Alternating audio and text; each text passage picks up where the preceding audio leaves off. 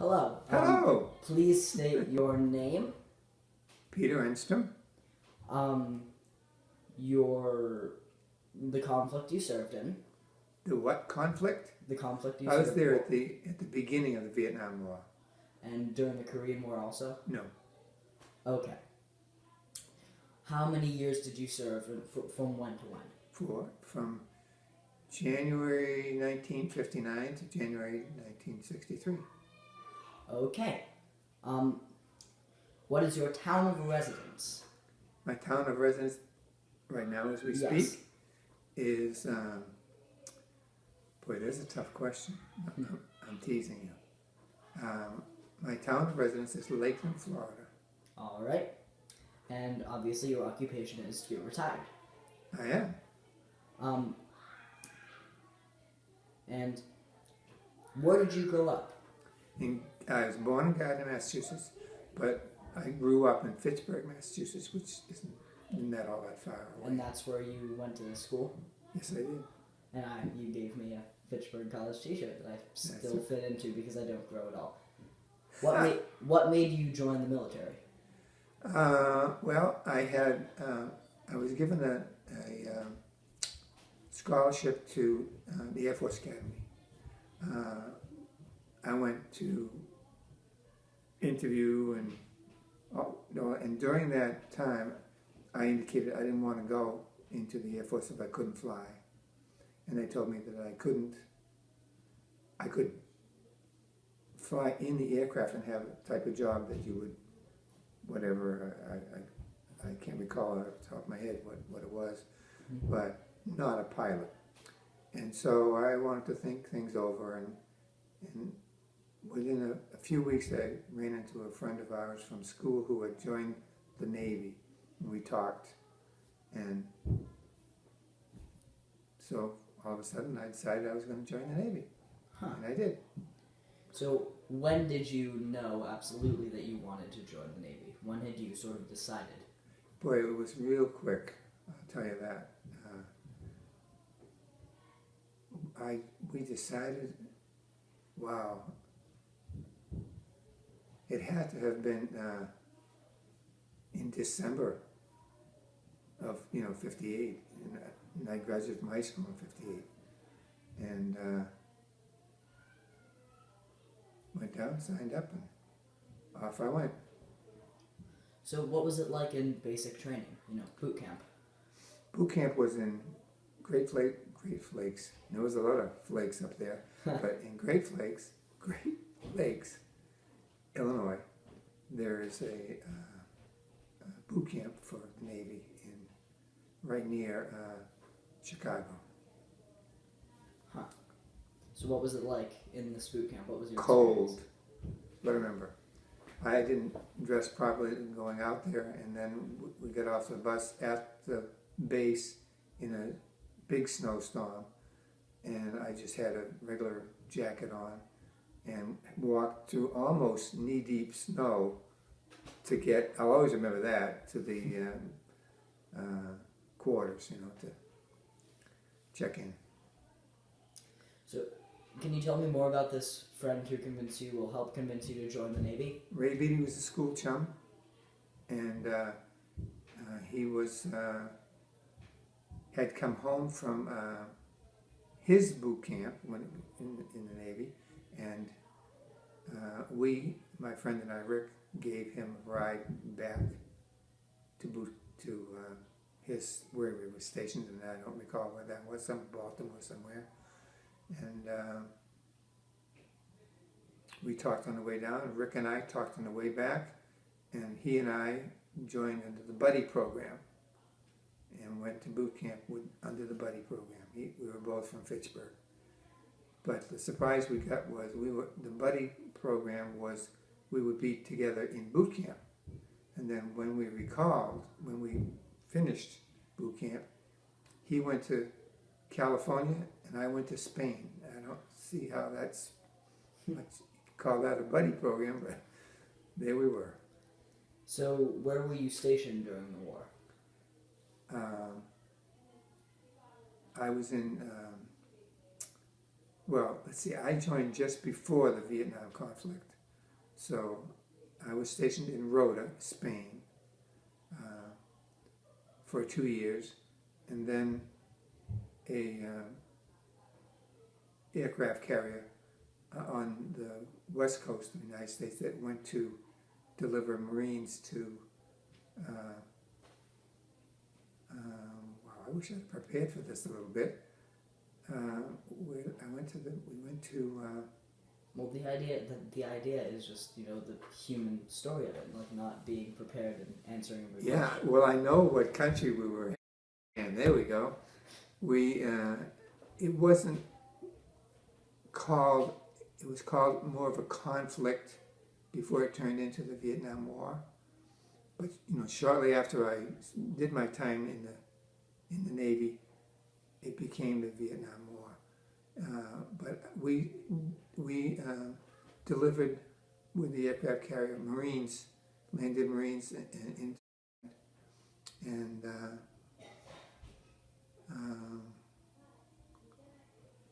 that was as close as I came to any conflict myself. But some of the other ships that delivered people and parts and supplies and everything to before the war were fired upon. That didn't happen to my ship, the USS Valley Forge. And let's see, I guess that's about it. What's the next question? So, what was it like being stationed in Spain? Spain was like a vacation. It was every sailor's dream to go to a station like that where you had to wear civilian clothes when you left the base, and instead of your uniform, you didn't have to wear your uniform. My particular job was in crypto and encrypting and decrypting messages, and I could wear. Let's see, I'm going off track. That's completely all right. It is if somebody else is going to listen to this. I don't know. But that's It's okay. great. It's great if you go off track. Actually, as much information as possible. Okay, I'll give you the whole works then. We went. The base that I was stationed on in Rota, Spain, was a naval air station. It had both ships and aircraft at this station, but it was also shared with the Spanish Navy, Army, whatever forces. And I worked in, like I said, I worked in crypto. We were on duty 24 hours a day. In my case, I would have like 2 day sessions, and then 2 evening sessions, and 2 night sessions, and then we would get over 3 days off, which was fantastic. That's why everyone wanted those types of duties, because you could leave and go anywhere you wanted in Spain as long as you got back in time for your job. What else? Was so many good things about Spain, but I don't know what that has to do with this interview. So, what was like in contrast? I never got a show. We just flew them in on helicopters and disappeared. We arrived close enough to send the troops in on a helicopter and get out of there. So I never did see that. So you were just sort of a floating base near Thailand. Correct. All the time I was there, which was a 9-month period. But we were allowed, what's the word we always used? Well, I'll say leave, but it was more like shore leave. There you go. And we would, in the 9-month period, we had 3 of those, and every time we went to Hong Kong, very exciting town, big place, city, and that's really that was kind of it as far as my experience with any kind of conflict. Did you meet any interesting people during your time of service? A lot were interesting and a lot were not too nice. But it is what it is when you're in the service. You have friends, but you have others that maybe you're not so friendly with. Anyone you remember in particular? Wow. Now, I'm going to tell you right now, I can remember faces, but I can't remember their names. Well, names don't matter. Do you remember like their mannerisms, like why they were interesting or why they vexed you? Well, one fellow, especially, still don't remember his name, had experience there, and he spoke a lot of Spanish, and so he was a nice little tool for me to learn.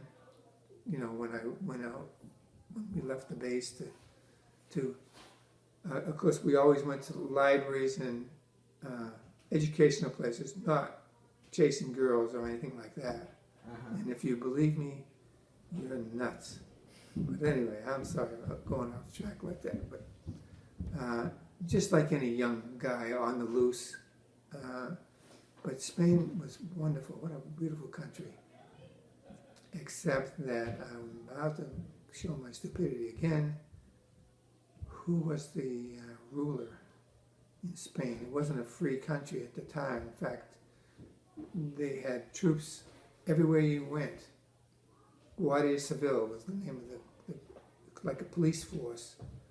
So it was like the military police. Yeah, so we were in a country that was run by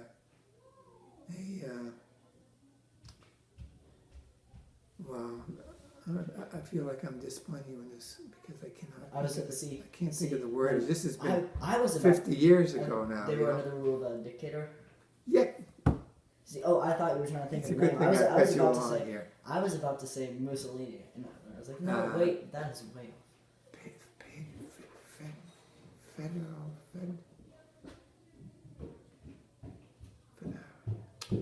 No, I can't get it. But anyway, in spite of that, it was still a good station, a good place to be. And I did two years there, and came back to the States. That's when I went over to the other coast and off to the Philippines, where we were stationed for our trip to. So, did you observe that the civilian populace of this area they didn't like that they were occupied by military police from the government, or was it like a sort of I would say occupation in Spain? It was wonderful. They loved us. It was well, great. I mean, did they not like the military police that had been stationed there by their own country? Yes, they did not really care for that. I don't know if they were overly aggressive with the local folks or not. I don't know. It didn't affect me, except I would see them all the time, and there was always a group of 2 or 3 of them walking through the city. But the Philippines, they didn't really care much about having us there. So you were less welcome. Less welcome. Didn't go into town much. We were allowed to, but we didn't really do that. And waited until we had those leaves into Hong Kong. Was it difficult adjusting to the military way of life from what you were used to? Yeah, at first, because you're used to being free and happy, and all of a sudden you have to you have to follow instructions that you're not used to getting, and let's see, why was it not so pleasant? Unusual sleep schedule? On the job, yeah, but I didn't mind it because I had the paid off with 3 days off the base, so. But yeah, it was tough. We had to work and during the day, then take a nap and go back in during all night, and then take a nap and go back in evening. No, it was evening, then day, then night, and you were off in the morning. That's when your 3 days off began. Once you had sort of adjusted to it, did you feel like you were rested when you came into your jobs after these naps, or was it always sort of difficult to be energized? I wasn't very rested. We were out hooting and hollering and having a good time.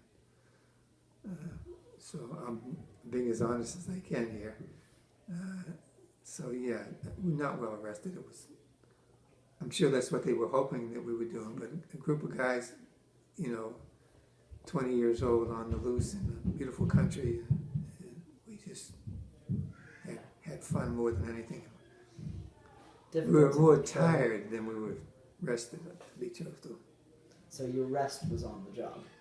Exactly right. Yeah, but we did a good deed with our job. So what was the food like on the boat and also in Spain, like to contrast one another? On the boat was not as good as on shore, where we were stationed in a base, and there was,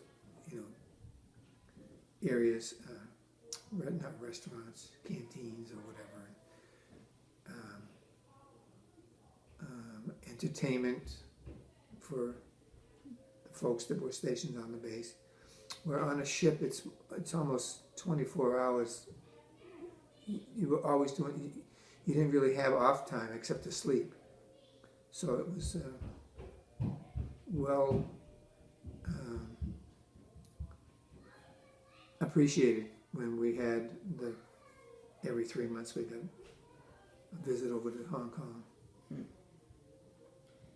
So you got service people exclusive shows that like civilians couldn't see.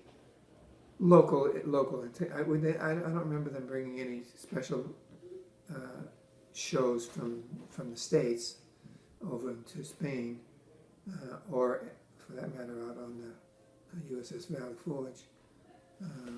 But there was local entertainment and just things to give the folks that live there. So the food on the Valley Forge, am I to assume it was with, canned beans and like? No, it was okay, but the milk was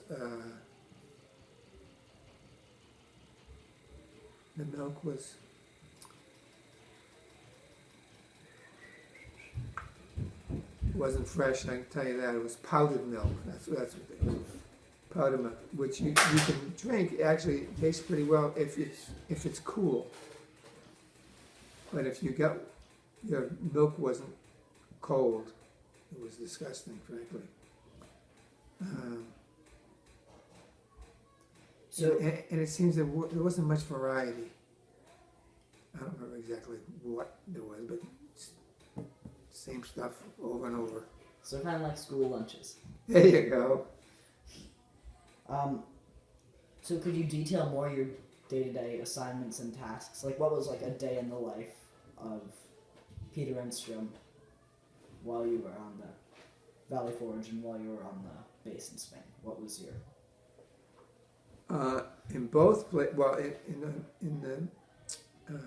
Spain, I worked exclusively in crypto, encrypting and decrypting classified messages and material. That was, get up in the morning, go to chow, and go to work. But we were kept in a secure area; nobody could get in. And they had to talk to us through the door and show identification, and then we would release, what we had for them. As far as when there was nobody at the door, we were setting up the encryption apparatuses to receive these messages, and it's not like you picture encryption and decryption as I understood it was going to be. It was more automatic. It was so. Yeah, what I was picturing was you going through files by hand and hands decrypting them. Nope. It was just you loaded this gadget. I don't know the terminology, even if that's gone away now. It's been 50 years. But you just loaded it and set it according to a book that told you what the settings were going to be on a certain day, and then you ran off the material. You looked through it and decided who needs to read this, and then printed copies for those folks and notified them that they had messages, and then they would come get them. So by extension, you would read the messages, so you saw some classified information. Oh, I had a top secret. I had a top secret clearance. So you were at. I have no idea why I had one, but I had one. So they trusted you to handle sensitive secrets.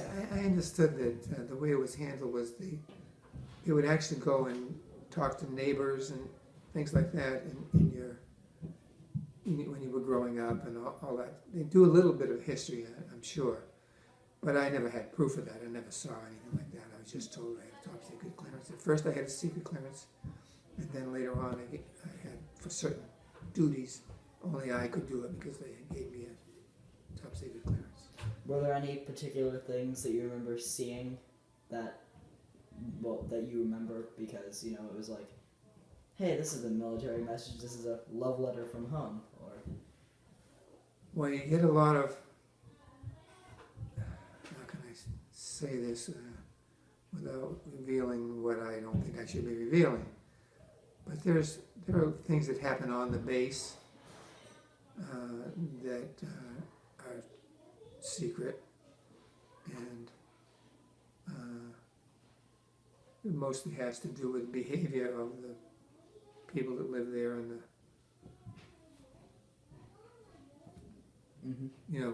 we weren't all single. There were married folks that lived on the base also, so that type of information that. So you knew Mary back home had a kid before the father did, or? I don't remember getting anything like that, but it sounds like something that I would have gotten. Mm-hmm.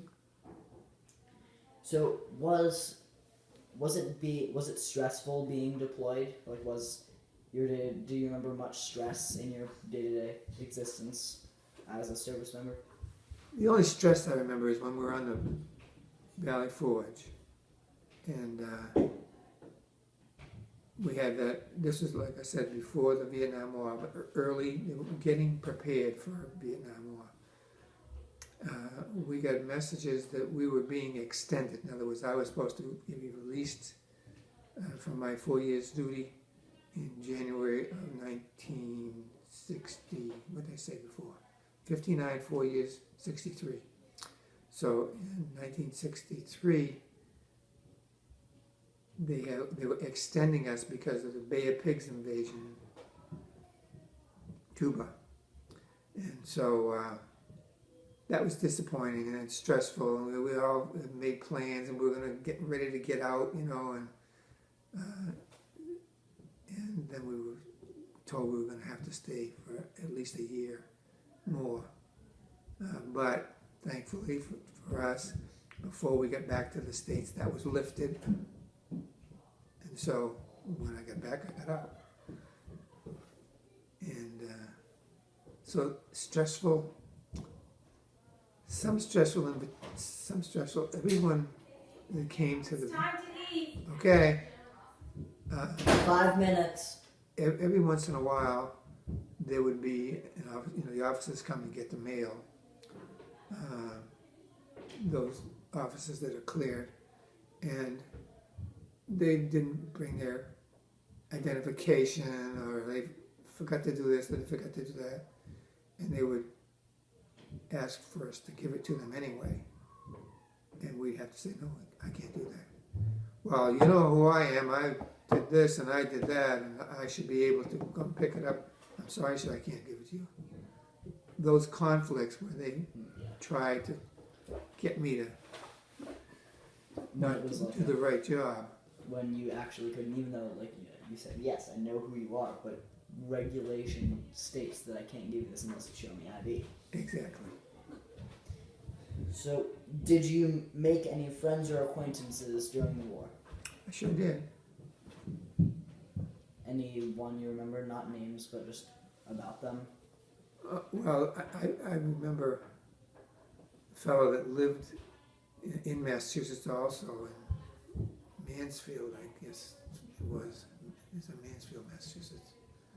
And we were chums over there in Rhoda, Spain. Did a lot of stuff together. Communicated a little bit after discharge, but I don't even recall his name anymore, frankly. So did being in the armed forces change how you viewed the world in any way? Did being abroad and seeing, what was happening? I'm sure it did, but I don't know how to describe what manner.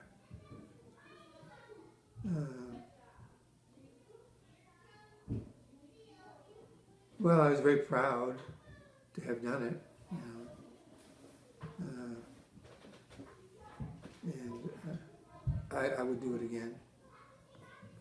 So if you could go back in time, you would have still joined the military? I would. So after being in the military, did it affect your life at all? My wife? Your life. My life, because I wasn't married. No, it didn't affect my life. I carried on where I was. I just spent 4 years doing something that I was proud of, and then moved on. Married shortly thereafter, and here I am. After, how long was it? 4 years, and how long was the extension? 1 year. After 5 years, was it difficult integrating back into the civilian world? No, but remember now, I didn't have to serve that 1 year. We were extended, but they dropped the extension before we actually had to go. So I spent 4 years in the military and 1 year inactive. So they call it 5 years. But the 1 year was I had to be ready to go if they needed somebody. But I was out. Mm-hmm.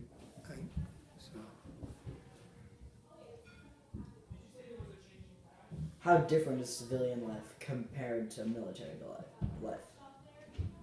Well, it's... I enjoyed military life a lot better than I enjoyed... I enjoy not being in the military better than I did when I was in the military. When you have people that you have to... that you have people that can control your day-to-day and not as much freedom. That sounds kind of funny, doesn't it? You lose some of your freedoms when you're in the military. But it's true. Still, I would still do it again. So, coming home after the war, how were you sort of received? Well, not after the war, after you served. How were you received? When I got out of the military, the Vietnam situation was going on, but not officially. It was called oh my goodness, what was it called? It wasn't called a war at first. Conflict? Yeah, we'll use that. That's probably what it is. Conflict, skirmish. So it wasn't, you hadn't officially served, so there wasn't much difference in I'm treated as a Vietnam vet as far as my paperwork and everything goes. Yet, the closest I came to Vietnam was offshore. And in fact, it hadn't really been officially declared a war. conflict sounds like a good word, and that's probably what was going on there. You know what? It's on the other side. Sorry.